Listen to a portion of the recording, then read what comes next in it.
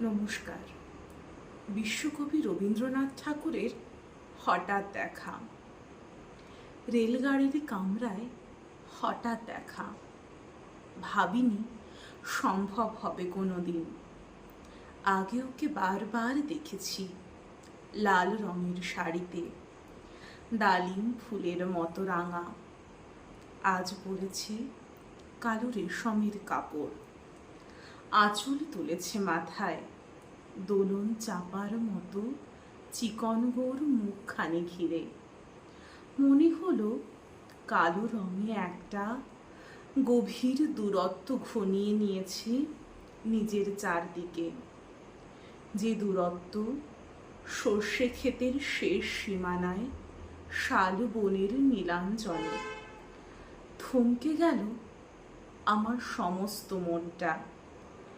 চেনা লোককে দেখলাম অচেনার গাম্ভীর্যে। হঠাৎ খবরের কাগজ ফেলে দিয়ে আমাকে করলে নমস্কার। সমাজবিধির পথ গেল খুলে। আলাপ শুরু করলেন, কেমন আছো, কেমন চলছে সংসার ইত্যাদি। সে রইল জানালার বাইরের দিকে চেয়ে, যেন কাছের দিনের ছোঁয়াচ পার হওয়া চাহনিতে। দিলে অত্যন্ত ছোট দুটো একটা জবাব, কোনোটা বা দিলেই না। বুঝিয়ে দিলে হাতের অস্থিরতায় কেন এসব কথা। এর চেয়ে অনেক ভালো চুপ করে থাকা। আমি ছিলাম অন্য বেঞ্চিতে ওর সাথীদের সঙ্গে। এক সময়ে আঙুল নেড়ে জানালে কাছে আসতে। মনে হলো কম সাহস নয়। বসলুম ওর এক বেঞ্চিতে।